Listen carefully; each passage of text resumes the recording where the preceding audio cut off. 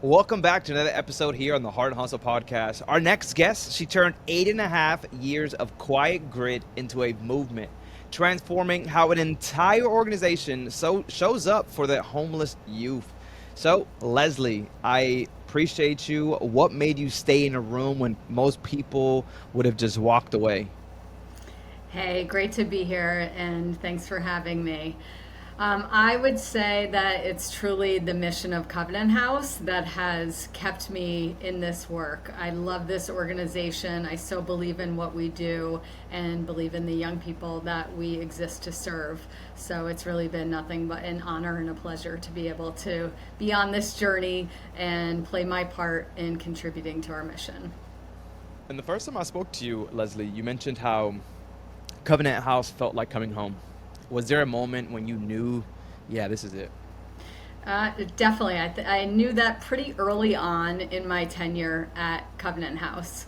I think as someone who has spent their career in the nonprofit world, I am very much driven by mission. And every organization I've worked in has always had a compelling mission for me. Hmm. But sometimes you get in and maybe the culture is not as strong or Yeah. operationally, not as strong. And at Covenant House, we really just have the trifecta of all of that. And we truly lead by our mission and principles and are very much driven by making decisions for what's best for our young people. And it's just a pretty spectacular organization in terms of our aspirations and the work that we can do, and obviously the mission that we're working towards. How long have you been with the Covenant House? I have been at Covenant House International now for 8.5 years. Almost a whole decade. I couldn't imagine. It probably felt like just yesterday you got there, and here you are, so much longer. How big is this organization? For those that are reading, can realize how big the organization actually is that we're talking about. Sure. So Covenant House is quite a large organization. We're a federated organization, and we have 18 Covenant House affiliates that operate in the U.S., Canada, Guatemala, Honduras, and Mexico. We reach about 57,000 young people across the Americas each year. So quite a big organization, and I work at our headquarters.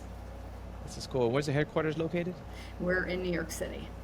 New York City. Wow, that's a lot. That's a lot. That's a lot. So tell us some of the things that you guys do when we talk about homelessness and some of the programs and services that you guys offer at the Covenant House. Sure. The primary focus of our programs and services really is residential. So it's about getting young people off the streets and being able to provide them a continuum of residential care where they can really stabilize and launch off to their next future. So we've got short-term residential programs that are more shelter-like. We've got some transitional housing, independent housing. But the thing that makes Covenant House unique is that we really are a one-stop shop and have a full range of other supportive services to really help address any of the drivers of that young person's experience with homelessness. So, health and mental health Hmm. services, Yeah. education. If you don't have your high school diploma or GED, or you want to go to college, we'll help you with that. Employment services, everything from getting that first job, making your resume, mock interviews, to even preparing young people for careers and pathways that will pay them a living wage, as well as legal services, spiritual services, you name it. It's all available on site and quite comprehensive. I love this. And when you took over the organization, if I'm not mistaken, it's a 53-year-old organization. Is that correct? Did I get my It stats right is a here? 53-year-old organization. I'm the chief program officer, so not the CEO. Not But yet, not yet. No, no, but you stepped into his organization still with so many deep roots and said, we need a new map, right? We need a new way to look at it. How do you navigate the pushback when you come in with this outside perspective? Did you feel like as you were implementing these ideas that you were getting pushback to scale? yeah, so I would say that the directions that we're moving in now really didn't take hold until a few years ago. So, and I would say also we're very much driven by the needs of our sites. So when Covenant House began 53 years ago, as a federated model. It was much more decentralized, and our affiliates are each their own nonprofits, 501c3s, and have a lot of autonomy. And with that, there was a lot of innovation that happened, program services able to sort of meet and adapt to local needs and resources and partnerships. But at the same time, you then have each of our 18 affiliates creating their own wheel for everything.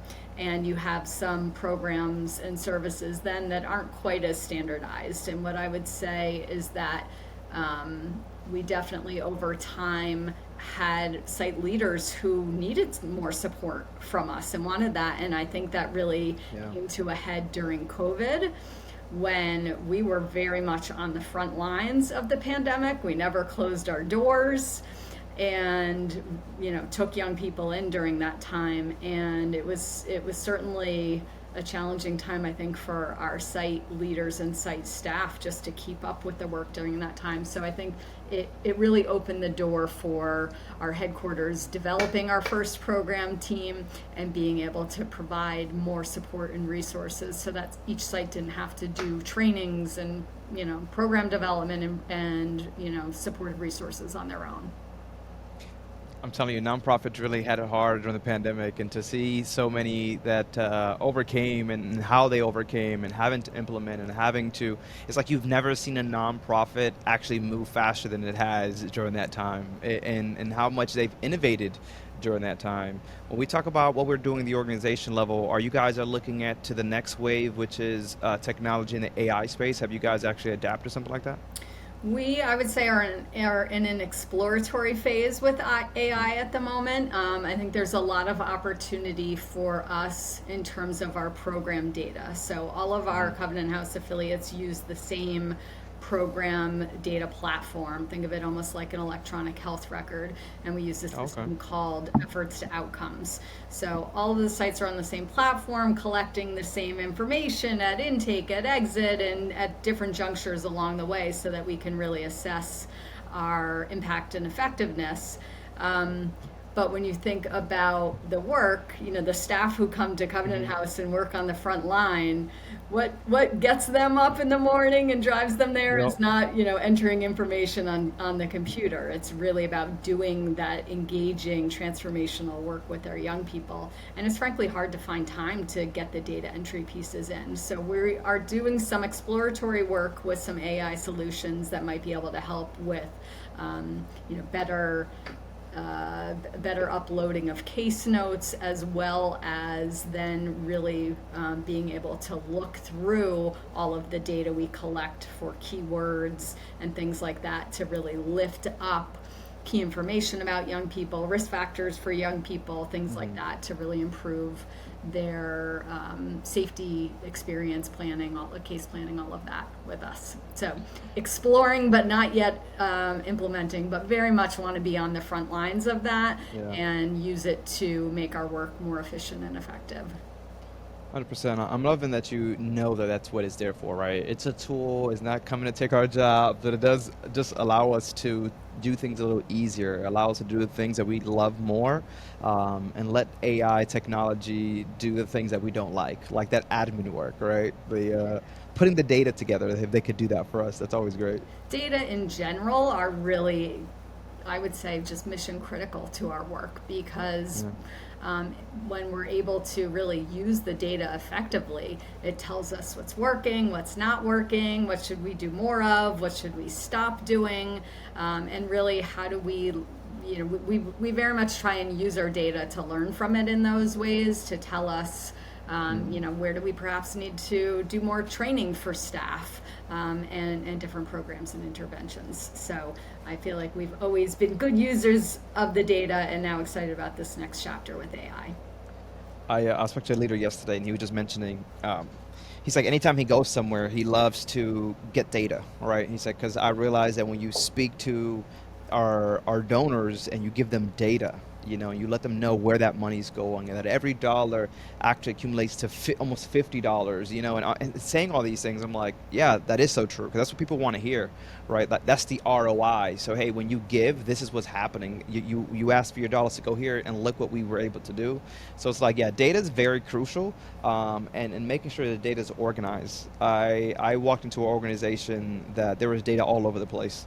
And I was like, okay, so we need to start hitting up donors, but there's a list here, there's a list here, there's the emails here, but there's no email.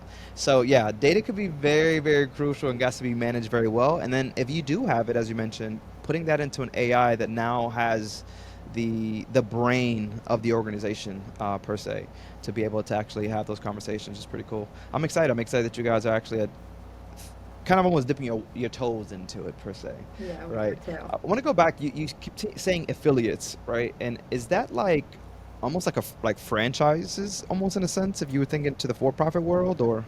Um,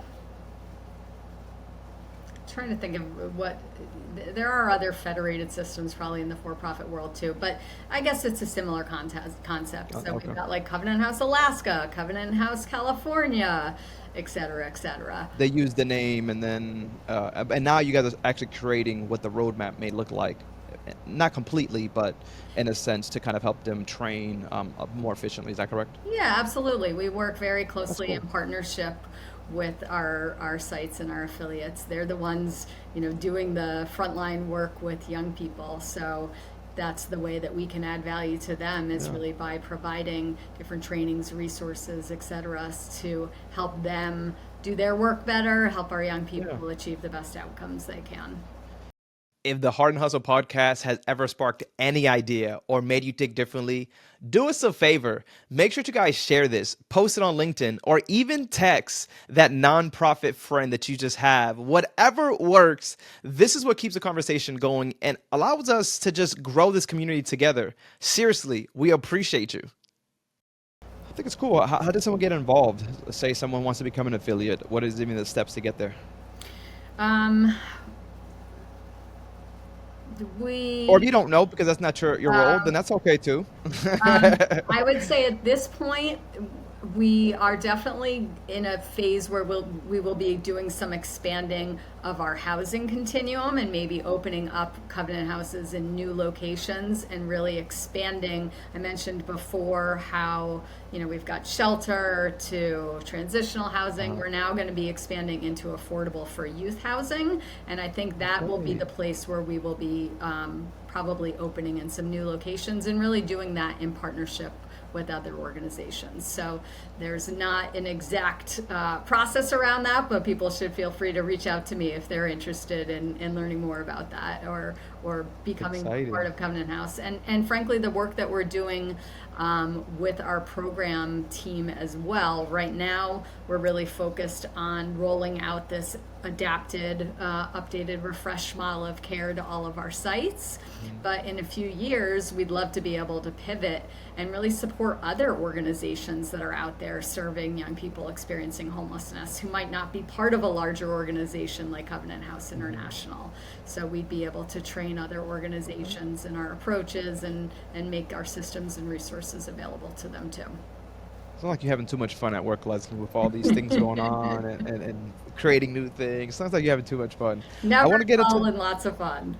it is that's something that's the nonprofit world in general, right? It's just you never know what you're going to walk into today. As much as we love what we do, every day is a new day. I think that's why we love what we do. You sit across from young people who has faced everything, right? So early on in lives. What gives you hope in these moments when the world itself doesn't even look, you know, put together?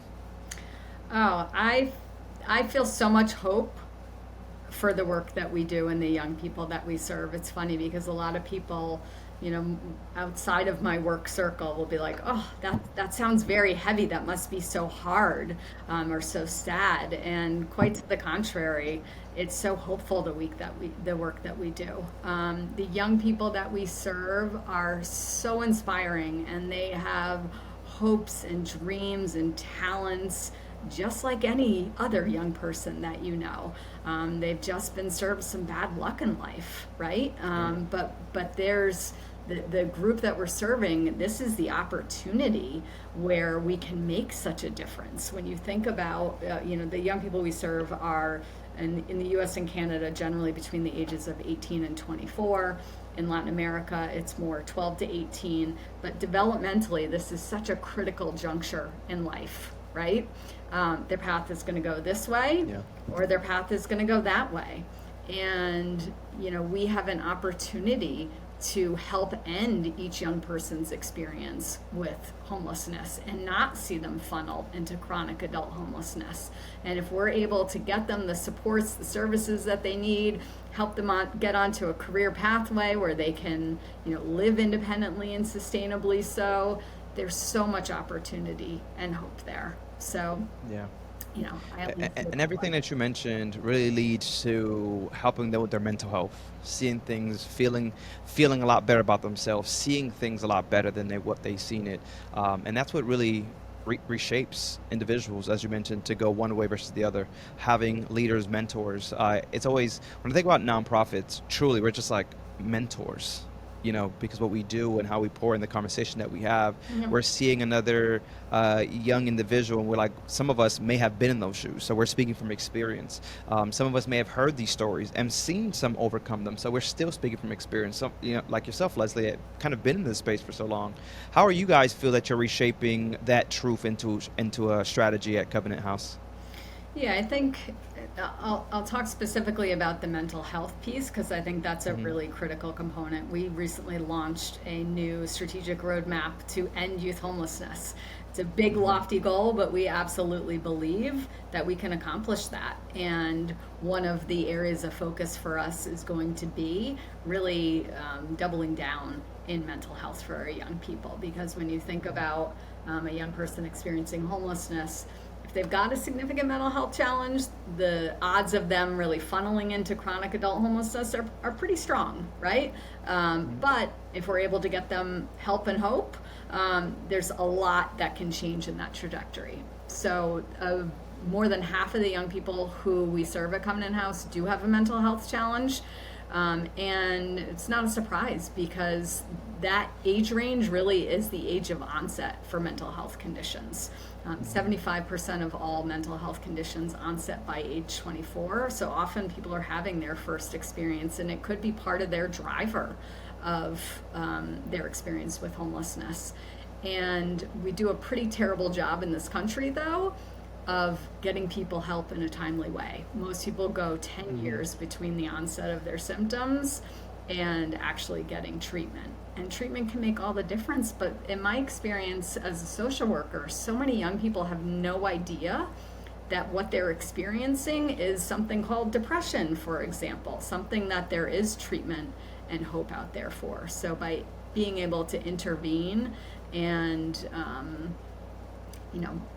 share those resources with young people and make them available to them if they want to access them, it can really be life and trajectory changing.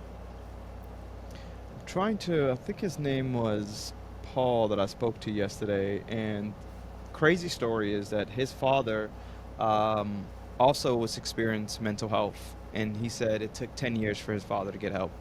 So you saying that, it's like there's a problem, right? There truly is. And he actually went into the space of creating something. I think his name was Paul. I can't remember what the organization was with, but he just mentioned that he created something to help those achieve help faster, because he was realizing he didn't want that to happen to anybody else. And now he kind of got into that telehealth space. Obviously, it blew up during the pandemic, but he started it because of experience that he had with his dad. Yeah. And so when you said 10 years, it automatically, I'm like, what was his name? I spoke to him recently. But wow, that we have that issue. I do love that we get to talk more openly about mental health, because for a very long time, it just wasn't something common that we talked about. I spoke to another organization recently which I thought was really cool, is that their organization, what they do is they pay to have a representative from their organization, and I think they're in like 146 schools, and helping with the mental health, and it's almost like that social worker, right? Or just that one-on-one where maybe, and they pay for it, not the school. So I love that we're in a space that mental health, truly, for a long time we told the kids to leave it at home. We don't talk about this. We didn't shine light on it, and now we are shining light more than ever.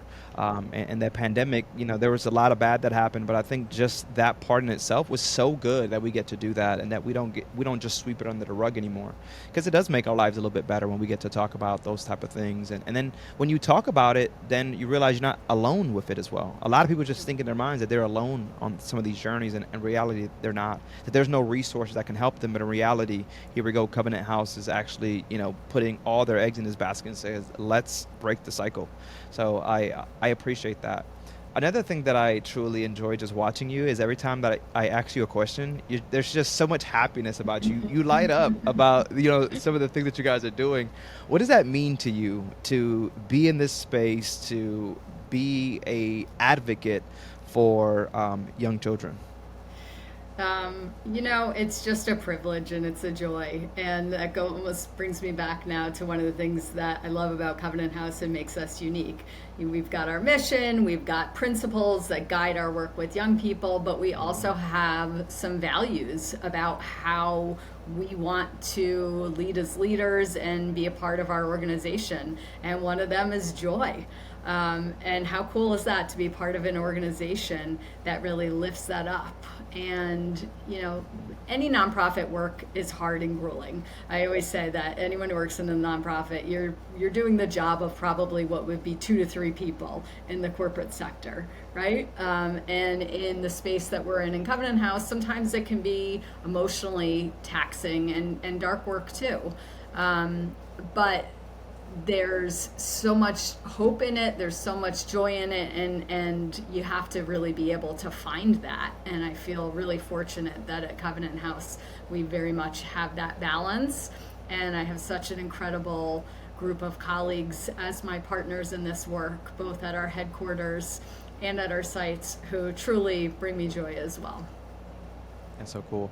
And with you pouring into people, one of the biggest things I see as leaders is that we continue to pour into people even sometimes when we're completely empty. We forget, no one really teaches us how to pour into us while we're pouring into others. So with that being said, with you pouring into so many people, when does someone pour into you at just the right time? Do you recall one of those moments where maybe you were a little empty, but you got poured into, whether it's a story with one of the young teens, whether it's a colleague of yours, husband? Give us one of those moments. Yeah. I would say I get poured into and lifted up all the time when I get to hear the stories of our young people. And I am fortunate in my role that I get to travel to our sites across our federation all the time. So I get to see our amazing work really in practice. And it's a beautiful thing to see. So I'll just give an example of, I think it's always helpful to share a young person's story, and this one actually ties back to the mental health conversation we were just having. So at one of our sites, they were serving a young man who came to them and was, in a psychotic episode and was pretty much nonverbal. Other organizations would have required that young person to take medication in order to stay at their site. But we really don't operate that way at Covenant House. We take what we call a one-size-fits-one approach, and we focus really exclusively on building transformational relationships and trust with young people, recognizing that they're the experts in their lives and recognizing that it's going to take time for them to trust us and be able to, work on their path to sustainability. So in this case, we met this young man where he was, and we provided him with shelter. We met his basic human needs. We really engaged him, but we didn't, force things on him, and we didn't kick him out either for not doing those things. Eventually, he did decompensate further and had to be hospitalized. And when he got out of the hospital, he came back to Covenant House because we were home for him. And a couple days later, he said, "Hey, I want to call my aunt in Florida."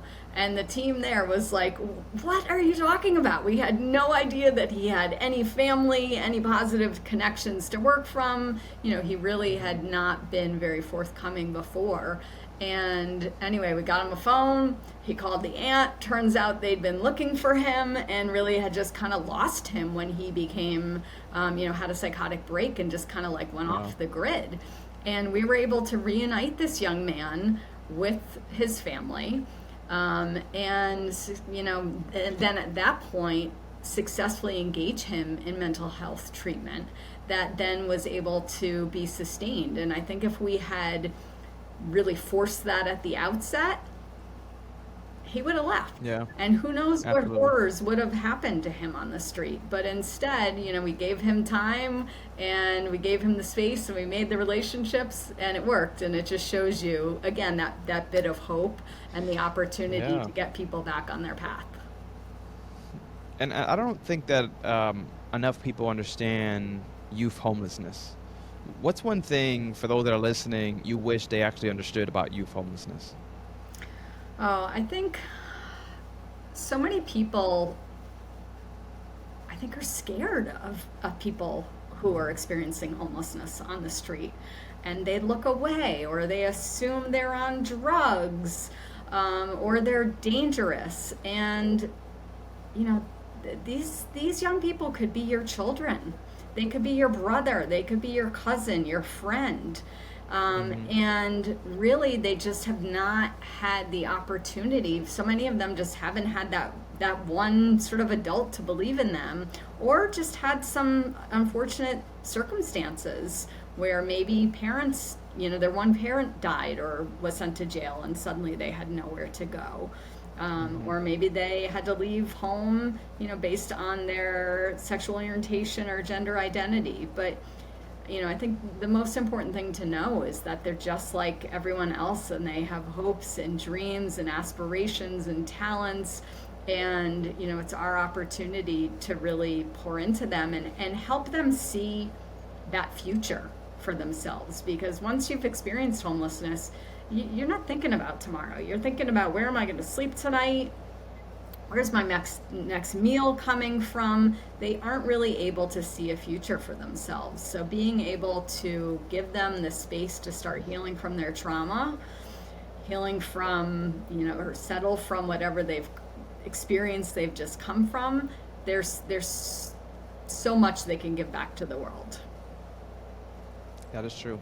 I actually experienced, he ended up passing away, but he was a young kid. Mom and dad, he had a hell of a story to really think about, but his mom and dad left to Haiti. Well, I guess he was with his mom. Mom left to Haiti, leaving him, a 5-year-old, and sister, 7-year-old, behind. She said she'll come back, never came back. So, of course, now DCF, Department of Children and Family, gets involved because they were homeless, so now they're separated, and then, he goes on to be this adult. Never really working on that trauma, on that mental health that we talked about. By 30 years old, he ends up passing away. And like when life was good, he was good, but when life got a little rocky, he just didn't know where to go, and that's where all these things I could only imagine came back running, and to the point that one time I remember him calling me from one of those I don't really I don't want to say the wrong terminology here, but one of those institutes that they just put people that may be a little lost in the head, right? So this is the first time I actually experienced talking to him, but knowing that I wasn't talking to him, right? Like he sounded very different. It wasn't the same person, Yeah. but he would only remember the good things, and that's how I realized, like, man, he was still stuck on the things that made him happy, and it was a lot of the times it was those moments that he grew up with me, because by the time he was 18 years old, and his foster parents wanted to charge him $500 to share a room with 4 other people. I got involved, and I'm young. I'm 19, 20 years old at this moment, and I said, hey man, like, I would have you move in with me. I had got this 5-bedroom house at 19 years old, moved in with my friends. I said, you pay $300 a month, but you have to continue your school. He was still in high school. I'm gonna help you get a job, and he did all that, and he was so happy. And it wasn't until we all separated where life was just a little different. And sometimes I felt very bad, but I realized I didn't know mental health was that strong. It wasn't until I also had to overcome some of my, things of sexual abuse and adoption, where I realized, like, man, these things could really make or break somebody. So that's why I love, Leslie, the work that you're doing and how we're highlighting mental health at that young of an age, because I've also had a brother that grew up on pills, through his whole teen years. I mean, really from his whole childhood, from maybe like 10 to 15, 16, when he decided he just wasn't going to take them anymore. I hear you. I hear some of the things you're saying. It resonates a lot with me, and I'm happy that you kind of just mentioned when it comes to our youth homelessness, they're just people. They're human. They just need someone to love them, to care for them, to be there for them. Sometimes to just, as you mentioned, meet them where they're at. You Yep. know, it helps them feel seen and heard. But I also want you to speak to your frontline team. I'm pretty sure that you guys are going to be sharing this throughout Covenant House and all the different locations. When we talk to our frontline team, these are people that are actually doing some of the hardest, rawest moments out in the front line. What do you say to them right now if they're listening? Oh, I hope if they're listening, they couldn't see me light up when you asked me that question. So I want them to know that. But really just want to say thank you. These are the people who work at Covenant House are among the most spectacular human beings I have ever met in my life, will ever meet in my life, and really it's just such a privilege to work alongside them. They have such grace, such love, and so much capacity for doing really hard work, but goes back to like pouring into people and making a difference in young people's lives. When we think about what is the secret sauce of our work at Covenant House, it's relationship, and these people are just experts in building relationships with young people, trust with young people, and really using that to help young people transform their lives. And so, they show up, they work doubles. I've been in trainings where people are coming in often overnight, and they're showing up to be trained the next day. I mean, they're just relentless in their commitment to our work and support for our young people. So they are heroes and angels, I would say. I love that. And I love that you said making a difference. Sometimes people just do it out of the love, out of the pure purpose that they feel that they have on this earth. And truly, they don't know they're making a difference. They're making a complete difference, in hopes that even the stories that come from me, come from you, that they realize like, wow, I'm a part of just a small chapter of what it looks like to really change someone's life. Some people just truly do and don't even know they're doing it. It's crazy. It's pretty cool too, because we're building a bit of an alumni network, and so you're really able to then see young people who were at Covenant House, whether it was 5 years ago, 10 years ago, 30 years ago, and it just is such a beautiful demonstration of how the seeds you plant today can just reap such beautiful gardens later. Yeah. And some people don't even realize that you're planting seeds, as you mentioned. I love that you said that. These are seeds being planted. Somebody may hit rock bottom. It is not on your watch, but they remember what you said. And that be the game changer. Like, oh my God, I remember when Leslie said, or I remember when Peter said, those seeds are truly planted. And I felt like that in my life when I was, now that I'm 35 and I think about all the things I had to overcome, I could go back to those moments that really were impacts of something someone said. And a lot of times it's not your family, it's some stranger you meet out in the street, which is why it's so important when you see someone out there that is experiencing some of these things to pour into them, whether it's just allowing them to be seen. Yep. Have a good day. Hope So all is powerful. good. So I love that, Leslie. And unfortunately, this is a great conversation, but we're already almost at the deadline here. I want to make sure I respect your time. So I want to jump in right into this blind question that we had from our last leader. Are you ready for this? I think so. All right. What's that one belief that's carried you through every leadership season, even when the room got quiet? Oh, that's a good question. I think it's just the leaning in and the hard work and the tenacity, right? You've got to, sometimes things can seem daunting, sometimes they can seem scary, but, really not being deterred and always, finding your way through, finding the solution, and being led truly by mission. What's the right thing to do? Love it. And what is your blind question for the next leader we have here on the Heart and Hustle?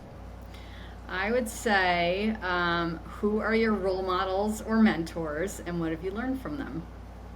Okay, I like that. Okay, listen, You have been phenomenal, but we can't leave without letting people know where to find you guys. Are you guys on social? What is the website? What socials are we on? So those that may want some information, they can actually connect with you. Terrific.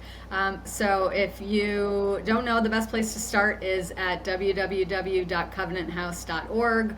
We're also on Instagram and Facebook, and can find all of us there. If you live in a location where we have a Covenant House, brick and mortar, you can volunteer. Certainly you can donate.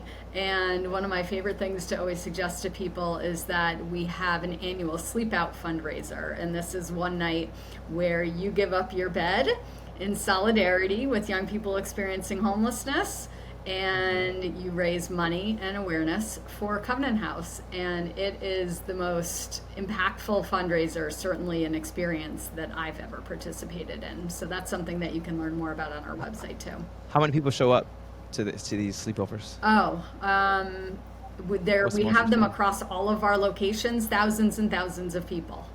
Oh, so you guys do it all at once for the Yes. So there's multiple events throughout the year, so you can do it at a Covenant House, but you could also do it in your backyard or Got it. Got it. Oh, that's so cool. No, that's so cool. And I love that you said it doesn't have to be a physical location. You could just support by and making sure there's probably a hashtag or something people need to. Go to the website, find out some more. It's actually really good. Not a lot of people get creative, but I think that was really creative what you guys have been doing and thinking outside the box. So, Leslie, we appreciate you guys. Are you on LinkedIn? I am. Are you active? Covenant House is. Okay, cool. So connect with her on LinkedIn if you guys want to know more information. Covenant House is also on LinkedIn. Any social that we can possibly give out, but also to just connect with a leader like yourself that has just been doing this for so long and have so much insight. There might be some young aspiring leaders that say, you know what, I resonate with Leslie. How can I connect with her? So LinkedIn would definitely be that. But we appreciate you. We appreciate your time. We appreciate just how you've just given us so much insight on what Covenant House is doing, and we hope to continue to see it grow. We know, I think you mentioned earlier, it was. I'm so bad with numbers. Is it 17, you said? 18 Covenant House affiliates. 18. Oh, man. Close. It was 18. It was so close.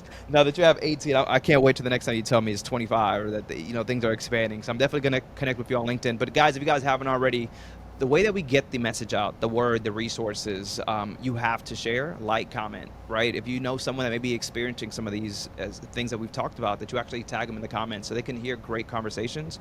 If there's any aspiring leaders that want to get into the space of nonprofits, I think we don't have these conversations enough. Here goes Leslie letting you know that it's a great place to be.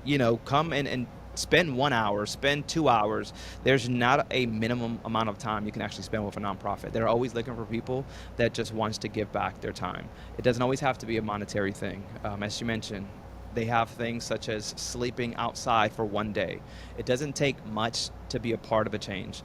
Leslie, we thank you so much. My name has been Efrain. This has been amazing. Leslie, we'll catch you guys on the next episode. Latest. Thank you.